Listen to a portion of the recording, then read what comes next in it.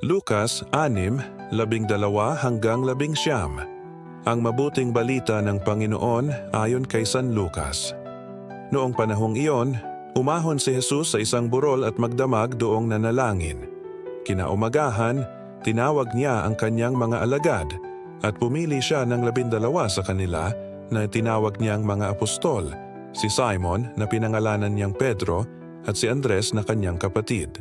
Sina Santiago, Juan, Felipe, Bartolome, Mateo, Tomas at Santiago na anak ni Alfeo, si Simon ang Makabayan, si Judas na anak ni Santiago at si Judas Iscariote na naging taksil.